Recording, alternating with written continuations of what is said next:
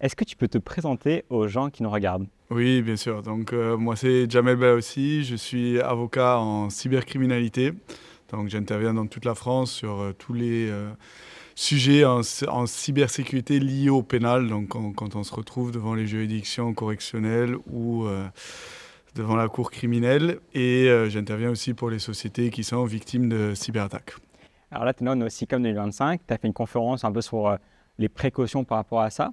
Donc, est-ce que tu peux nous expliquer un peu aujourd'hui, si quelqu'un a envie de hacker n'importe quoi, qu'est-ce qu'il peut risquer et comment lui peut se protéger? Parce qu'aujourd'hui, j'ai remarqué qu'on peut devenir un peu hacker legit, enfin, ou éthique, je ne sais pas comment on peut dire ça.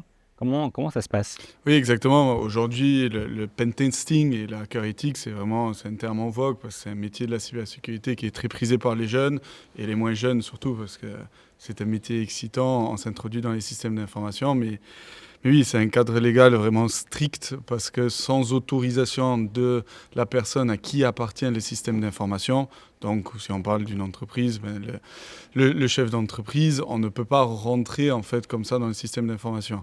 Et ce qui est important aussi à comprendre, même si en fait on ne vient pas avec une intention frauduleuse, c'est-à-dire que même si on vient de manière bienveillante, on rentre dans une entreprise pour leur signaler où il y a un problème, ça ne marche pas comme ça. Il faut toujours au préalable avoir l'autorisation.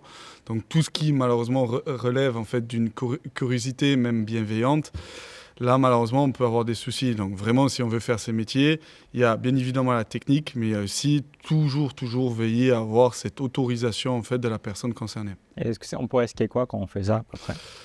Qu'est-ce qu'on peut risquer? En soi, on peut risquer malheureusement une convocation. Donc, en tout cas, on peut risquer une convocation devant le tribunal correctionnel, donc pour les infractions liées au stade, quand on s'introduit frauduleusement dans un système d'information. Et surtout, on vit aussi quelque chose de vraiment très désagréable, c'est-à-dire on vit le placement en garde à vue, on vit une perquisition en fait de ces appareils informatiques. Votre vie est mise à nu parce qu'on va tout rechercher, donc c'est quelque chose de très désagréable. Est-ce qu'on risque une peine de prison? C'est en fonction de la gravité, mais si vous n'êtes pas récidiviste, normalement pas. Mais quand même une peine d'amende, emprisonnement avec sursis, mais surtout aussi, si vous êtes un jeune passionné ou moins jeune passionné, vous risquez surtout aussi l'interdiction d'exercer dans le domaine de l'informatique, et ça même à titre définitif. Ok, bah merci beaucoup. Merci à toi et bonne journée à toi.